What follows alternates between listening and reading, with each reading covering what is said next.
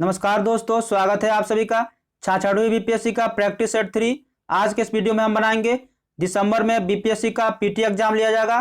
तो ऐसे में आपके पास समय बहुत कम है, आपको ज़्यादा से ज़्यादा प्रश्नों का अभ्यास करना होगा। एक प्रैक्टिस सेट आपको डेली अवश्य बनाना चाहिए। पूरे प्रश्नों को बनाइए और अपना स्कोर बताइए कमेंट में कि आपके कितने सही हो रहे हैं। पीडीएफ के लिए आप टेलीग्राम ज्वाइन कर सकते हैं, वहाँ से आपको सभी पीडीएफ मिल जाएंगे। और जो दोस्त चैनल पर नए हैं, चैनल को सब्सक्राइब करके बेल आइकन को प्रेस कर ले ताकि हमारे चैनल के माध्यम से नेक्स्ट वीडियो का नोटिफिकेशन आपको मिलती रहे। पहला क्वेश्चन है, किस आतंकी संगठन पर प्रतिबंधित सभी संबंधित मुद्दों से एक ट्रिब्यूनल का गठन केंद्र सरकार के द्वारा किया गया है? ऑप्शन है एलटीटीई, जैश ए मोहम्मद, लश्कर ए तैयबा या इंडियन जिहाद। इसका आंसर हो जाएगा ऑप्शन नंबर ए, एलटीटीई। हाल ही में केंद्र सरकार के द्वारा एलटीटीई आतंकी संगठन से संबंधित मुद्दों पर विमर्श के लिए एक ट्रिब्यूनल का गठन किया गया है। एलटीटीई का पूरा नाम बता देता हूं आपको, liberation tiger of Tamil align है। और इसका प्रमुख प्रभाकरण था जो 2009 में मारा गया। और इसकी स्थापना 1976 में प्रभाकरण के द्वारा किया गया है, जो श्रीलंका के उत्तर और पूर्वी क्षेत्रों में 3 दशकों से अधिक समय से यह सक्रिय रहा है। तो इसका आंसर हो जाएगा ऑप्शन नंबर ए, एलटीटीई पर एक ट्रिब्यूनल का गठन हाल ही में किया गया। नेक्स्ट क्वेश्चन है, निम्न में से कौन हॉक जेट उड़ाने वाली पहली महिला पायलट बनी? भावना कंठ, अवनी चतुर्वेदी या गरिमा सिंह या मोहना सिंह? इसका आंसर हो जाएगा option number D, Mohana Singh. Hawk jet उड़ाने वाली पहली महिला पायलट मोहना सिंह बनी। 31 मई 2019 को flight lieutenant Mohana Singh Hawk jet को उड़ाने वाली पहली महिला पायलट बनी। उन्होंने पश्चिम बंगाल के कलाईकुंडा एयरफोर्स स्टेशन पर लड़ाकू विमान हॉक जेट को सफलतापूर्वक लैंड कराया। और हाल ही में फ्लाइट लेफ्टिनेंट भावना कंठ मिग 21 बाइसन को दिन में उड़ाकर फाइटर जेट उड़ाने वाली दूसरी महिला पायलट बनी। इसके पहले बनी थी अवनी चतुर्वेदी। तो आपको याद रखना है, इसका आंसर हो जाएगा option number D, Mohana Singh. आपके एग्जाम के दृष्टि से इंपॉर्टेंट क्वेश्चन रहेगा ये। नेक्स्ट क्वेश्चन है, वैश्विक अभिभावक दिवस कब मनाया जाता है? ऑप्शन है 2 जून, 1 जून, 5 मई या 30 अप्रैल।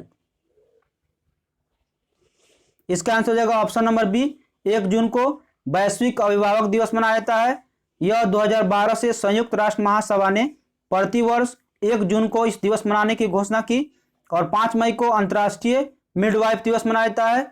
और 30 अप्रैल को आयुष्मान भारत दिवस मनाया जाता है। तो आपको याद रखना है इससे रिलेटेड। नेक्स्ट क्वेश्चन है, निम्नलिखित में से किस बैंक ने समर ट्रीट्स अभियान शुरू किया है? ऑप्शन है Axis bank, Bharatiya state bank या एचडीएफसी बैंक या केनरा बैंक। इसका आंसर हो जाएगा option number C, HDFC bank. HDFC bank ने समर ट्रीट्स अभियान शुरू किया है। और इसके अभियान के तहत मर्चेंट्स, वेतनभोगी और रोजगार ग्राहकों को जरूरतों को पूरा किया जाएगा। एचडीएफसी एक प्राइवेट सेक्टर बैंक है और इसके निदेशक आदित्य पुरी है। नेक्स्ट क्वेश्चन है, सुनील सिंघल को किस देश में भारत के अगले उच्चायुक्त के रूप में नियुक्त किया गया है? ऑप्शन है तिमोर लेस्ले या पपुआ न्यू गिनी या लिसोटो या लाओस। इसका आंसर हो जाएगा option number B, Papua New Guinea में सुनील सिंघल को पपुआ न्यू गिनी में भारत के अगले उच्चायुक्त के रूप में नियुक्त किया गया है। पपुआ न्यू गिनी की राजधानी पोर्ट मोरेस्बी है। नेक्स्ट क्वेश्चन है, निम्नलिखित में से किस राज्य सरकार ने आत्महत्या और भातृ घातक की जांच के लिए स्पंदन अभियान शुरू किया है? ऑप्शन है तेलंगाना, झारखंड, छत्तीसगढ़ या मध्य प्रदेश। तो इसका आंसर हो जाएगा option number C, Chhattisgarh. Chhattisgarh राज्य सरकार ने आत्महत्या और भातृ घातक जांच के लिए स्पंदन अभियान शुरू किया है। और इसके तहत मानसिक तनाव से ग्रसित कर्मियों के लिए परामर्श सत्र, संगीत तथा योग थेरेपी की व्यवस्था की गई है। और इस अभियान का उद्देश्य पुलिस बल को डिप्रेशन और तनाव से बचाने के लिए यह जरूरी कदम उठाया गया है। तो आपको याद रखना है, इसका आंसर हो जाएगा छत्तीसगढ़। और छत्तीसगढ़ के मुख्यमंत्री कौन है? भूपेश बघेल हैं। नेक्स्ट क्वेश्चन है, ऑल इंडिया रेडियो ने संस्कृत में अपने पहले समाचार पत्रिका कार्यक्रम का प्रसारण किस रूप में शुरू किया है? ऑप्शन है संस्कृत कथा, संस्कृत साप्ताहिकी, संस्कृत सखी या संस्कृत रक्षक। इसका आंसर हो जाएगा option number B, Sanskrit Saptahiki. All India radio ने संस्कृत में अपने पहले समाचार पत्रिका कार्यक्रम का प्रसारण किया है, उसका नाम जो है संस्कृत साप्ताहिकी है। और संस्कृत में प्रसारित होने वाला प्रथम न्यूज मैगजीन कार्यक्रम यह है, और यह कार्यक्रम के तहत सप्ताह में प्रमुख घटनाक्रमों को संस्कृत में सभी समाचार जो है प्रसारित किए जाएंगे। तो इसका आंसर हो जाएगा option number B. Next question है, अंतर्राष्ट्रीय ओलंपिक समिति का मुख्यालय कहाँ स्थित है, जिसे EU green building leadership award 2020 में प्रदान किया गया। इसका आंसर हो जाएगा option number B, Lausanne.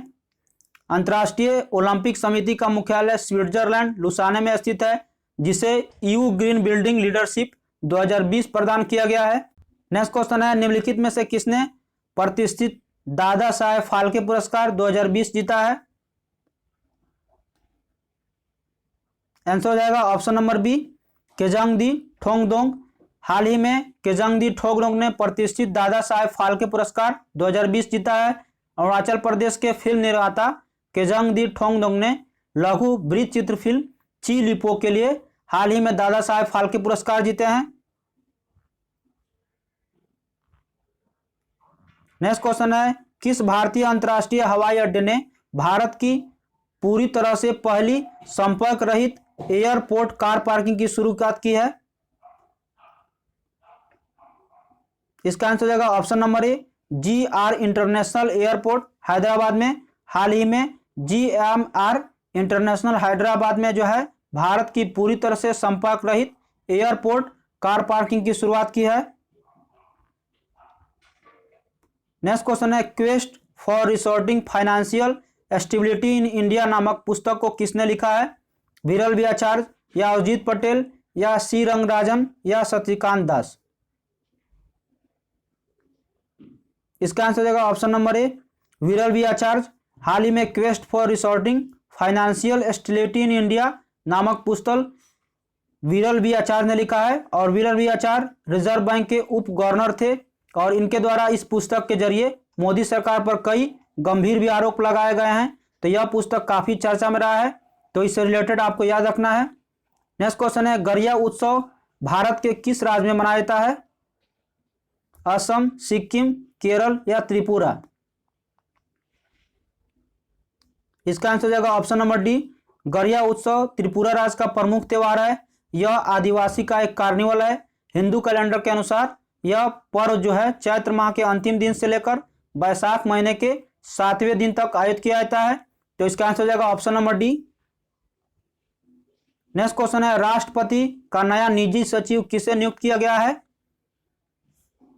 Kapil Dev Tripathi, Vivek Kumar, Rajiv Topno या पी परवीन सिद्धार्थ। इसका आंसर हो जाएगा option number D, P Parveen Siddharth. राष्ट्रपति का निजी सचिव पी परवीन सिद्धार्थ को नियुक्त किया गया है, जो 2001 के बैच के भारतीय राजस्व सेवा के अधिकारी हैं।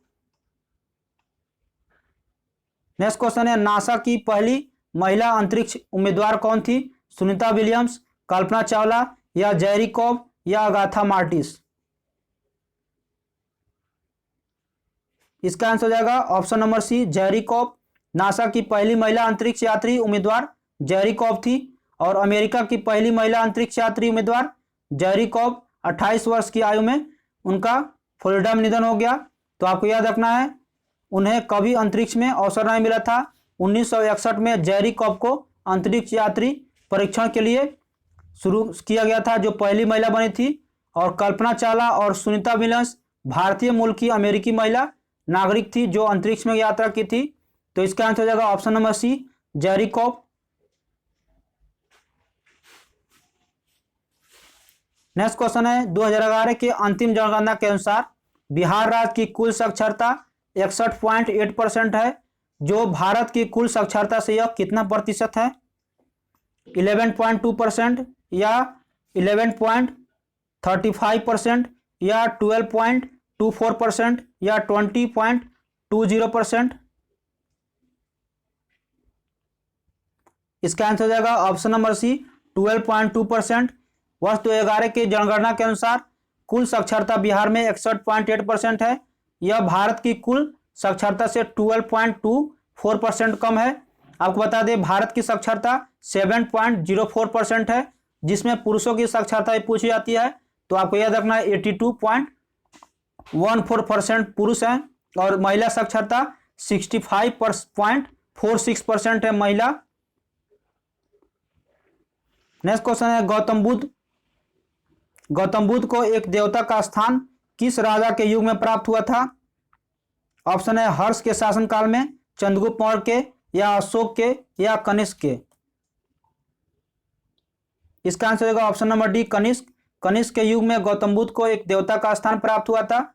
कनिष्क बौद्ध धर्म की महायान शाखा का अनुयायी था और बौद्ध धर्म की चौथी और अंतिम संगति भी कुषाण काल के कनिष्क के राज्यकाल में कश्मीर के कुंडलवन में हुआ था और इसकी अध्यक्षता वसुमित्र ने किया था और उपाध्यक्ष अशोघोष थे। तो आपको याद रखना है इसका आंसर हो जाएगा कनिष्क।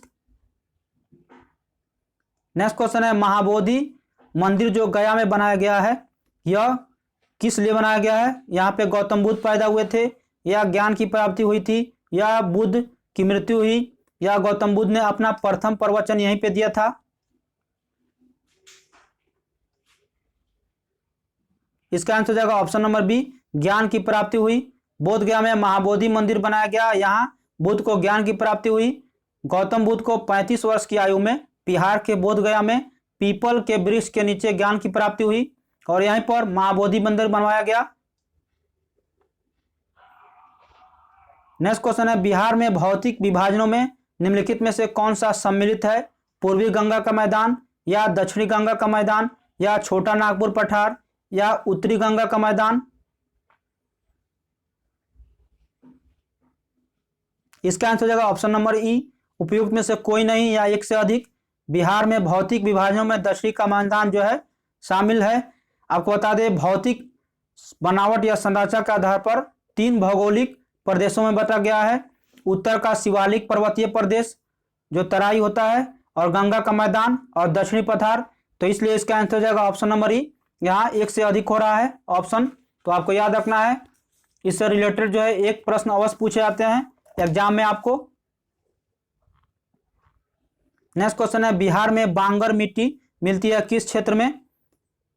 बिहार में बांगर मिट्टी किस क्षेत्र में मिलती है? इसका आंसर हो जाएगा option number D Purnia, Saharsa, Darbhanga, Muzaffarpur क्षेत्र से बिहार में बांगर मिट्टी मिलती है। और बांगर जो है प्राचीन जलोढ़ या पुरातन जलोढ़ को मिट्टी भी इसको कहते हैं। बांगर तराई क्षेत्रों के दक्षिण में पाया जाता है और भारत की मुख्य मिट्टी जो होता है जलोढ़ मिट्टी, लगभग इस पर 22% जो है भारत में जलोढ़ मिट्टी फैला है। तो आपको याद रखना है। नेक्स्ट क्वेश्चन है चंपारण नील आंदोलन के राष्ट्रीय नेता कौन थे? डॉक्टर राजेंद्र प्रसाद, गोपी चंद बिहारी, या बाबा रामचंद्र, या महात्मा गांधी? इसका आंसर होगा option number D Mahatma Gandhi. Mahatma Gandhi ने नील आंदोलन के राष्ट्रीय नेता के रूप में इन्होंने अपना काम किया था। और यहाँ पे गांधी जी द्वारा प्रथम आंदोलन यह था 1917 में शुरू किया गया था भारत में, चंपारण आंदोलन से ही। तो आपको याद रखना है, बार बार पूछा जाता है एग्जाम से महात्मा गांधी द्वारा प्रथम आंदोलन कौन सा था? तो चंपारण आंदोलन ही महात्मा गांधी के द्वारा भारत में प्रथम बार शुरू किया गया था। नेक्स्ट क्वेश्चन है शक्ति का मूल स्रोत क्या है? कोयला, सूरज, बिजली, या जीवाश्म ईंधन?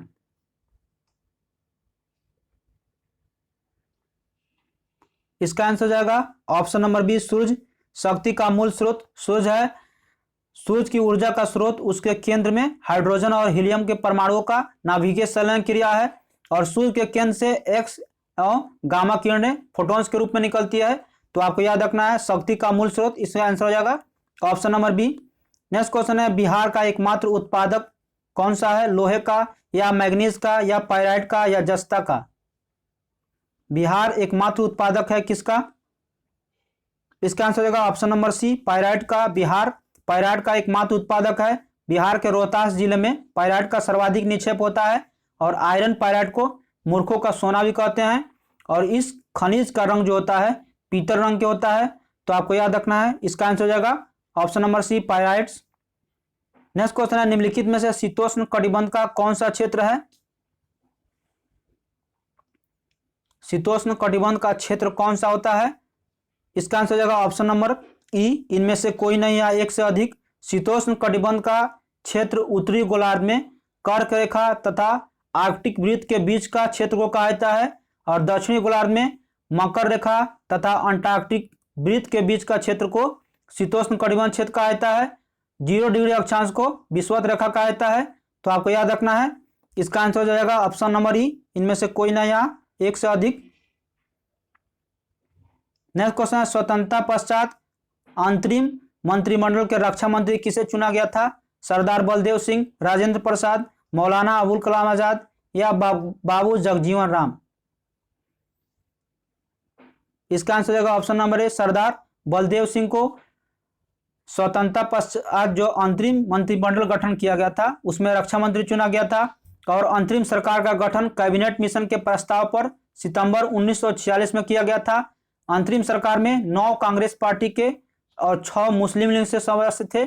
तो इसका आंसर हो जाएगा ऑप्शन नंबर सी, अंतरिम सरकार में सरदार बलदेव सिंह को रक्षा मंत्री के रूप में चुना गया था। नेक्स्ट क्वेश्चन है, भारतीय संविधान के प्रस्तावना द्वारा अपने नागरिकों को कितने प्रकार की न्याय प्रणाली प्रदान की गई है? ऑप्शन है 4, 3 या 5 या 7। इसका आंसर हो जाएगा ऑप्शन नंबर बी, 3 प्रकार की चुनी गई है। भारतीय संविधान के प्रस्तावना में अपने नागरिकों को 3 प्रकार का न्याय प्रणाली प्रदान किया गया है, जिसमें आपको याद रखना है सामाजिक, आर्थिक और राजनीतिक है। और भारतीय संविधान सभा ने 22 जनवरी 1947 को उद्देशिका को प्रस्ताव को स्वीकार किया था, और प्रस्ताव को संविधान की आत्मा भी कहा गया है। तो इसका आंसर हो जाएगा ऑप्शन नंबर बी, 3 प्रकार के। नेक्स्ट क्वेश्चन है, कैबिनेट मिशन के भारत आगमन के समय भारतीय राष्ट्रीय कांग्रेस का अध्यक्ष कौन था? जवाहरलाल नेहरू, मोतीलाल नेहरू, अबुल कलाम आजाद या जेबी कृपलानी? कैबिनेट मिशन के आगमन के समय भारतीय राष्ट्रीय कांग्रेस का अध्यक्ष कौन थे? इसका आंसर हो जाएगा ऑप्शन नंबर सी, अबुल कलाम आजाद। कैबिनेट मिशन के आगमन के समय भारतीय राष्ट्रीय कांग्रेस के अध्यक्ष अबुल कलाम आजाद थे। कांग्रेस कार्य समिति ने अबुल कलाम आजाद को मिशन विचार विमर्श के लिए पूर्ण अधिकार दिया था। तो आपको याद रखना है, कैबिनेट मिशन 24 मार्च 1946 को भारत आया था, तो उस समय अध्यक्ष अबुल कलाम आजाद थे। नेक्स्ट क्वेश्चन है, वर्ष 1934 में कांग्रेस समाजवादी पार्टी का गठन किसके द्वारा किया गया था?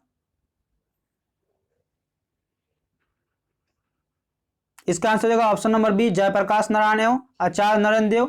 कांग्रेस समाजवादी पार्टी का गठन जयप्रकाश नारायण एवं आचार्य नरेंद्र देव ने किया था। जयप्रकाश नारायण बिहार सोशलिस्ट पार्टी से जुड़े थे, तो इसको भी आप याद रखिएगा। और 1998 में लोक जयप्रकाश नारायण को मरणोपरांत भारत रत्न भी दिया गया है, तो इससे भी रिलेटेड प्रश्न पूछा जाता है। नेक्स्ट क्वेश्चन है, निम्नलिखित में से तिथि के अनुसार आपको इसमें बताना है कि कौन सी घटना कब हुई है। रॉलेट एक्ट कब हुआ, साइमन कमीशन, होम रूल आंदोलन और गांधी इरविन समझौता। होम रूल आंदोलन 28 फरवरी 1916 को हुआ था। होम रूल आंदोलन 28 अप्रैल 1916 को हुआ था। रॉलेट एक्ट मार्च 1919 में हुआ था। साइमन कमीशन 8 नवंबर 1927 को हुआ था, और 5 मार्च 1931 को गांधी इरविन समझौता हुआ था। तो इसका हो जाएगा कोड के अनुसार आपको बताना होगा। इसमें से कोड यहाँ पे छूट गया है, तो आप सुधार लीजिएगा इसको। ऑप्शन के अनुसार यहाँ पे मैं बताता हूँ। सबसे पहले होम रूल आंदोलन हुआ था, उसके बाद रॉलेट एक्ट, उसके बाद साइमन कमीशन, उसके बाद गांधी इरविन समझौता। नेक्स्ट क्वेश्चन है, ब्रिटिश हाउस ऑफ कॉमन का चुनाव किस प्रथम भारतीय ने लड़ा था? सुभाष चंद्र बोस, गांधी जी या BR अम्बेडकर या WC बनर्जी? इसका आंसर होगा option number D, WC Banerjee. WC Banerjee house of common के चुनाव लड़ने वाले पहले भारतीय थे, लेकिन वे चुनाव इसमें नहीं जीत पाए थे। तो इसका आंसर हो जाएगा आपका ऑप्शन नंबर डी। और आपको बताता हूं, दादा भाई नौरोजी 3 बार कांग्रेस के अध्यक्ष बने थे। मोहम्मद अली जिन्ना दादा भाई नौरोजी के सचिव भी रहे हैं। तो इसलिए आंसर हो जाएगा ऑप्शन नंबर डी नंबर इसका आंसर हो जाएगा। नेक्स्ट क्वेश्चन है 1935 का गवर्नमेंट ऑफ इंडिया एक्ट क्यों महत्वपूर्ण हुआ? यह भारतीय संविधान का एक अंग था, प्रमुख, या इसके द्वारा स्वतंत्रता मिली, या भारत विभाजन में यह उल्लिखित हुई है, या इसके द्वारा रियासत को समाप्त किया गया था? इसका आंसर हो जाएगा ऑप्शन नंबर ए, भारतीय संविधान का प्रमुख स्रोत है। 1935 गवर्नमेंट इंडिया एक्ट भारतीय संविधान का एक प्रमुख स्रोत है, इसलिए यह अधिक महत्वपूर्ण है। और इस एक्ट ने भारत के राज्यों में द्वैध शासन प्रणाली को समाप्त किया था। 1935 एक्ट के द्वारा केंद्र में द्वैध शासन को लागू किया गया और इसी एक्ट के तहत बर्मा को भारत से पूर्णतः अलग कर दिया गया था। इसलिए इस एक्ट की प्रमुख यहाँ पे स्रोत है, इसलिए इसको लागू किया गया है। नेक्स्ट क्वेश्चन है बिहार राज्य की स्थापना के बाद उड़ीसा राज्य कब अलग हुआ था? 1 अप्रैल 1912 या 1 अप्रैल 1936 या 10 मई 1916 या 1 अक्टूबर 1936? इसका आंसर हो जाएगा ऑप्शन नंबर बी, 1 अप्रैल 1936 को बिहार राज्य की स्थापना के बाद उड़ीसा अलग हुआ और 1912 में बिहार उड़ीसा सहित बंगाल से पृथक करके बिहार का गठन किया गया और 1956 में राज्यों को भाषाई आधार पर पुनर्गठन के क्रम में बिहार के पुरुलिया एवं पूर्णिया के कुछ भाग को पश्चिम बंगाल में शामिल कर दिया गया था। तो इसलिए इसका आंसर हो जाएगा बिहार राज्य की स्थापना के बाद उड़ीसा राज्य 1 अप्रैल 1936 को अलग हुआ था। नेक्स्ट क्वेश्चन है बिहार में लिंगानुपात कितना है? 912, 922, 928 या 918? बिहार में लिंगानुपात कितना है? इसका आंसर हो जाएगा ऑप्शन नंबर डी, 918। बिहार में लिंगानुपात 918 है और बिहार राज्य की शिशु लिंगानुपात 0 से 6 वर्ष तक 935 है। प्रति 1000 पुरुषों पर महिलाओं की संख्या लिंगानुपात कहलाती है और भारत में याद रखना है आपको 943 लिंगानुपात है। नेक्स्ट क्वेश्चन है निम्नलिखित में से सर्वाधिक जनघनत्व जिला बताना है आपको बिहार में कौन सा है? वैशाली, बेगूसराय, दरभंगा या पटना? सर्वाधिक जनघनत्व जो है किस जिले में है? इसका आंसर हो जाएगा विकल्प के अनुसार, यहाँ पे ऑप्शन के अनुसार पटना यहाँ पे हो जाएगा। सबसे अधिक जो है जनघनत्व आपको बताता हूँ शिवहर में है 1880, उसके बाद पटना का 1823 है, लेकिन ऑप्शन के अनुसार यहाँ पे पटना हो जाएगा। नेक्स्ट क्वेश्चन है वाहनों से निकलने वाली निम्नलिखित में से कौन सा गैस मुख्य प्रदूषण गैस है? सल्फर डाइऑक्साइड, कार्बन मोनोऑक्साइड या कार्बन डाइऑक्साइड या मीथेन गैस? वाहन से निकलने के अनुसार सर्वाधिक प्रदूषण गैस जो है कार्बन मोनोऑक्साइड है। इसका आंसर हो जाएगा option number C. Next question है मनुष्य द्वारा उत्पन्न प्रदूषण क्या कहलाते हैं? प्रतिजैविक या वाहित मल या ह्यूमेलिन या एंथ्रोपोजेनिक? इसका आंसर हो जाएगा ऑप्शन नंबर डी, एंथ्रोपोजेनिक। मनुष्य द्वारा उत्पन्न प्रदूषण को एंथ्रोपोजेनिक प्रदूषण श्रेणी में रखा जाता है। जैव निम्नीकरण रहित प्रदूषण मुख्यतः मानव जनित प्रदूषण के कारण यह प्रवेश करता है, जिसे एंथ्रोपोजेनिक कहते हैं। और सर्वाधिक हानिकारक वायु प्रदूषण जो होता है कार्बन मोनोऑक्साइड है, तो आपको याद रखना है। और भूमि जल को प्रदूषण करने वाला अजैविक प्रदूषक आर्सेनिक है, तो इसका आंसर हो जाएगा option number D. Next question है निम्नलिखित में से कौन सा एक वायु प्रदूषण जैविक सूचक का कार्य करता है? मनी प्लांट, पीपल का वृक्ष या लाइकेन या फर्न?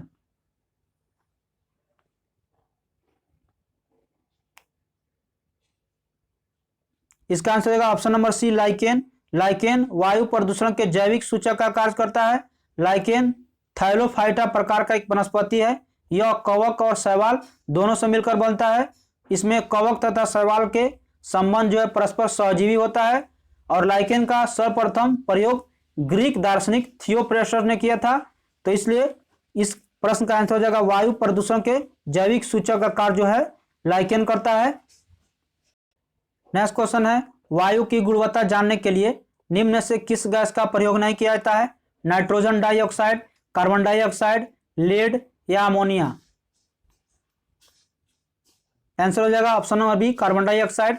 कार्बन डाइऑक्साइड को वायु गुणवत्ता सूचकांक में नहीं रखा जाता है। भारत में वायु गुणवत्ता सूचकांक में 8 मुख्य प्रदूषकों को शामिल किया गया है। नेक्स्ट क्वेश्चन है, अम्ल वर्षा निम्नलिखित में से किसके द्वारा होता है? नाइट्रोजन ऑक्साइड या कार्बन डाइऑक्साइड या नाइट्रोजन ऑक्साइड एवं सल्फर डाइऑक्साइड या कार्बन मोनोऑक्साइड? इसका आंसर हो जाएगा option number C, nitrous oxide और सल्फर डाइऑक्साइड। नाइट्रस ऑक्साइड और सल्फर डाइऑक्साइड वायु प्रदूषकों में अम्ल वर्षण होता है, तो इसका आंसर हो जाएगा ऑप्शन सी, इसका सही आंसर हो जाएगा। नेक्स्ट क्वेश्चन है, 11 जनवरी 2020 को महिला उद्यमिता के द्वारा केंद्रीय महिला एवं बाल विकास और कपड़ा मंत्री स्मृति ईरानी ने कौन सी योजना शुरू की? यशस्वी योजना या स्वास्थ्य सहायक योजना या अन्नपूर्णा योजना या योगिनी योजना? इसका आंसर होगा ऑप्शन नंबर ए, यशस्वी योजना। 11 जनवरी 2020 को केंद्रीय महिला एवं बाल विकास तथा कपड़ा उद्योग मंत्री स्मृति ईरानी ने गोवा में यशस्वी योजना लॉन्च की है और यह महिला सशक्तिकरण योजना है।